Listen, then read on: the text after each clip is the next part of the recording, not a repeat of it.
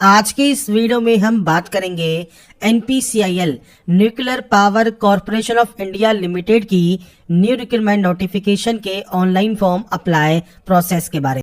तो यहाँ पर फ्रेंड्स से देखिए, जो ये वैकेंसी है आपके रिक्रूटमेंट ऑफ कैटेगरी 2 स्टिपेंडरी ट्रेनी और आपके जो ऑपरेटर पोस्ट है उसके लिए और आपके मेंटेनर पोस्ट के लिए, जो कि आरआर साइट पर आपकी रहेगी। 22/8 से 11/9/2024 तक आप इसमें आवेदन कर सकते हैं। इसके लिए आपको इस पोर्टल पर आना होगा, जहां पर फ्रेंड्स आपको अप्लाई करना है। तो सबसे पहले आपको न्यू रजिस्ट्रेशन टैब पर क्लिक करना होगा और इसके बाद आपको यहाँ पर कुछ बेसिक जानकारी फिल करनी है, जिसमें सबसे पहले है पोस्ट। तो आप यहाँ पर कैटेगरी 2 पोस्ट सेलेक्ट करेंगे। इसके बाद डिसिप्लिन ऑप्शन है, तो आप यहाँ पर ऑपरेटर या मेंटेनर जिस भी पोस्ट के लिए अप्लाई करना चाहते हैं आप अप्लाई कर सकते हैं। अप्लाई करने से पहले इसकी एलिजिबिलिटी कंडीशंस हैं, उसको ध्यान से जरूर पढ़ें। जैसे आपका स्टिपेंडरी ट्रेनी ऑपरेटर के लिए 10+2 पास आउट होना जरूरी है फिजिक्स, केमिस्ट्री एंड मैथमेटिक्स के साथ। और यहाँ पर जो स्टिपेंडरी ट्रेनी मेंटेनर है इसमें 10th के साथ फ्रेंड्स 2 साल का ITI आपके पास यहाँ पर होना चाहिए। तो ये फ्रेंड्स आपका यहाँ पर जो है क्राइटेरिया रहता है। तो आप इनमें से जिस भी पोस्ट के लिए अप्लाई करना चाहे वो ऑपरेटर है या मेंटेनर की जितनी भी ट्रेड आपको दी गई है उनके लिए आप यहाँ पर सेलेक्ट करेंगे। इसके बाद general, OBC, SC, ST, EWS आप किसी भी कैटेगरी से बिलोंग करते हैं आप ऑप्शन को सेलेक्ट कर सकते हैं। मैं यहाँ पर ओबीसी से आपको फॉर्म अप्लाई कर शो करूंगा। क्रीमी लेयर का मतलब होता है कोई भी किसी भी तरह का रिजर्वेशन आपको नहीं मिलेगा। नॉन क्रीमी लेयर का मतलब है कि आपको यहाँ पर जो NCL का जो आपका रिजर्वेशन है ओबीसी का वो आपको मिल जाता है।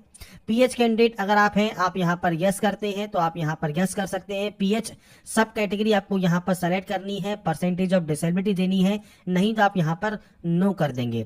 इसके बाद फ्रेंड्स यहाँ पर आपकी पर्सनल डिटेल है। सबसे पहले टाइटल सेलेक्ट कीजिए।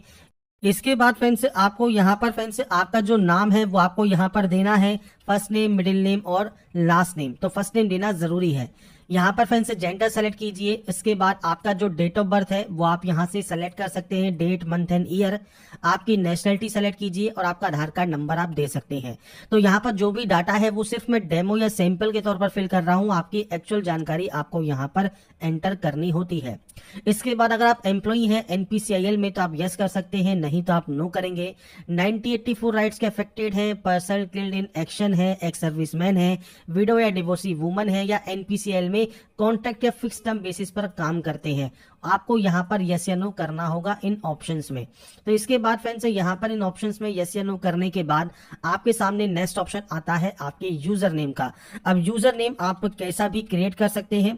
अब यहाँ पर जो भी यूजर नेम आप मान लीजिए क्रिएट करते हैं और उसके बाद आप चेक करते हैं, अगर ये अवेलेबल होगा तो आपको यूजर नेम अवेलेबल शो करेगा। इसके बाद आपको यहाँ पर एक पासवर्ड क्रिएट करना है। इसमें एक कैपिटल लेटर, एक स्मॉल लेटर, एक डिजिट और एक स्पेशल कैरेक्टर @ परसेंटेज हैश ये होना चाहिए।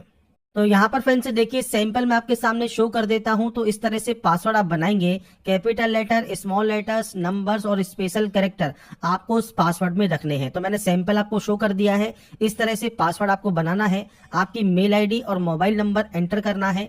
इस कैप्चा कोड को आपको फिल करना है और उसके बाद यहाँ से सिंपली रजिस्टर कर लेना है। इसके बाद फ्रेंड्स यहाँ पर देखिए आपका रजिस्ट्रेशन सक्सेसफुल हो जाएगा और आपसे कहेगा please activate your account using activation link send to your email address. तो आपकी जो मेल ID है उस पर फ्रेंड्स एक एक्टिवेशन लिंक आपको सेंड किया गया होगा और जो एक्टिवेशन लिंक आएगा उससे आपके अकाउंट को आपको सबसे पहले एक्टिवेट कर लेना है और उसके बाद ही आप यहां से लॉगिन ID एंड पासवर्ड के साथ लॉगिन कर पाएंगे। तो यहाँ पर फ्रेंड्स देखिए मैसेज आपके सामने एनपीसीआईएल कैरियर के माध्यम से आता है, जहां पर फ्रेंड्स आपको जो भी आपको ये लिंक दिया गया है इस लिंक पर आप क्लिक करेंगे आपके अकाउंट को एक्टिवेट करने के लिए और उसके बाद आपकी लॉगिन ID और जो पासवर्ड आपने क्रिएट किया है उसके साथ आप इसमें लॉगिन कर सकते हैं। लॉगिन करने के बाद आपके सामने कुछ इस तरह का इंटरफेस आएगा, जहां पर आप गो टू अप्लाई पेज पर क्लिक करेंगे और यहां पर इन स्टेप में आपको इस फॉर्म को कंप्लीट करना है। सबसे पहले आपको यहां पर एजुकेशनल क्वालिफिकेशन ऑप्शन है, आपको इस पर जाना है। यहाँ पर आने के बाद फ्रेंड्स सबसे पहले आपको SSC मतलब 10th की जानकारी देनी है। तो आपके कॉलेज या स्कूल का जो नाम है वो आपको यहाँ पर प्रोवाइड करना है। इसके बाद आपके बोर्ड का नाम आपको देना होगा, मोड ऑफ स्टडी आपको यहाँ पर देनी होगी, month and year of passing आपको देना होगा, मतलब आपने इसको कब पास किया है वो जानकारी आप यहाँ पर प्रोवाइड कर सकते हैं। और यहाँ पर आपको एनरोलमेंट का जो है ईयर और आपको यहाँ पर मंथ प्रोवाइड करना है। अब ये फ्रेंड्स यहाँ पर देखिए, अगर आपके पास एडमिशन डेट नहीं है तो आपका जो पासिंग डेट है उससे पहले की ड्यूरेशन का आप डेट मेंशन कर सकते हैं। और अगर आपके पास ये है, मतलब एडमिशन स्लिप अगर आपके पास है, तो आप यहाँ पर आपकी जो है एनरोलमेंट डेट दे सकते हैं। इसके बाद है आपका परसेंटेज, तो परसेंटेज आप प्रोवाइड कीजिए। इसके बाद आपकी आईटीआई क्वालिफिकेशन है तो आईटीआई की जानकारी दीजिए।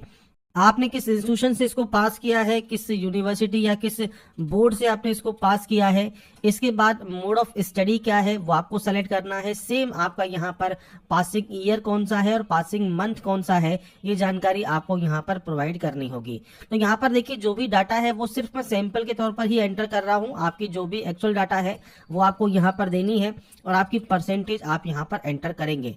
नीचे आपका जो डेट ऑफ नोटिफिकेशन है रिजल्ट का, जो कि इशू है आपकी final year marksheet of ITI, वो क्या है आपको उसकी जानकारी यहाँ पर देनी होगी। तो आपकी मार्कशीट को ओपन कीजिए, उसमें फ्रेंड्स जो भी डेट मेंशन है उसके अकॉर्डिंग आपको ये जानकारी प्रोवाइड करनी है। परसेंटेज ऑफ मार्क्स मैथ में और साइंस में कितने हैं आपके नंबर्स, उसकी जानकारी आप देंगे। तो आपका साइंस में और मैथ में कितने कितने नंबर हैं वो आप जानकारी दे सकते हैं। English as a one of the subject आपके पास होनी चाहिए, आप यहाँ पर यस करेंगे। आपकी हाइट कितनी है और वेट कितना है वो जानकारी आपको यहाँ पर प्रोवाइड करना है। तो यहाँ पर फ्रेंड्स ये जानकारी प्रोवाइड करने के बाद अब आपके सामने यहाँ पर लेवल ऑफ कंप्यूटर लिटरेसी है। तो आप इनमें से क्या क्या जानते हैं, MS Word, MS Excel, MS PowerPoint या ईमेल मैनेजमेंट या इंटरनेट ऑपरेशन। तो ये फ्रेंड्स आप अपने अकॉर्डिंग सही यहाँ पर टिक कर सकते हैं। कोई अदर है तो आप उसकी जानकारी दे सकते हैं, कोई हायर क्वालिफिकेशन है तो आप उसकी जानकारी दे सकते हैं, नहीं है तो आप ब्लैंक छोड़ें और सेव एंड प्रोसीड कर दें।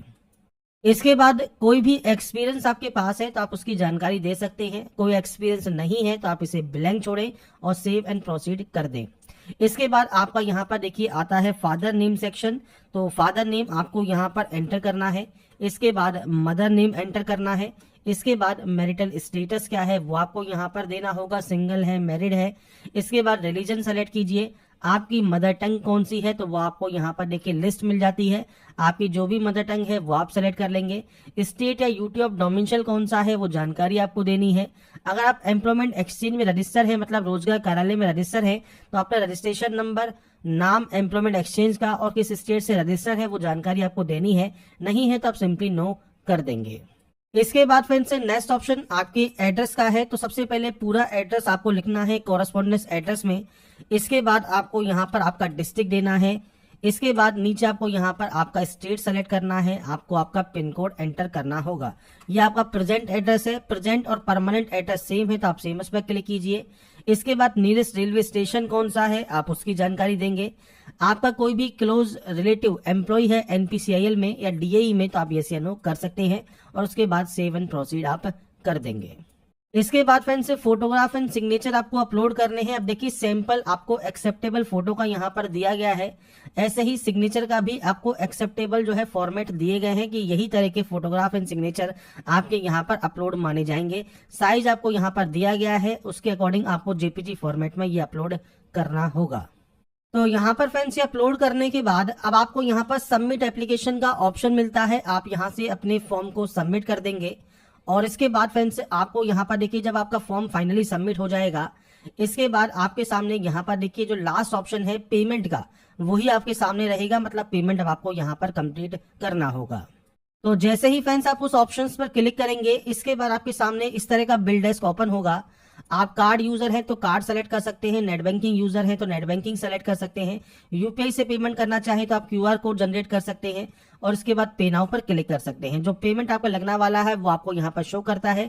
आपको आपका पेमेंट इनमें से किसी भी ऑप्शन का यूज करके आप अपने पेमेंट को कंप्लीट और वेरीफाई कर सकते हैं। इसके बाद फ्रेंड्स यहाँ पर जो लास्ट स्टेप है जिसमें आप अपने आवेदन पत्र का जो प्रिंट आउट है वो आप यहाँ पर सेव करके अपने पास रख सकते हैं फ्यूचर यूज के लिए, फ्यूचर रेफरेंस के लिए। तो यहाँ पर फ्रेंड्स मैंने आपको सारी जानकारी प्रोवाइड कर दी है कैसे आप NPCIL Rawatbhata Rajasthan RR site का ऑनलाइन फॉर्म अप्लाई कर सकते हैं स्टेप बाय स्टेप प्रोसेस के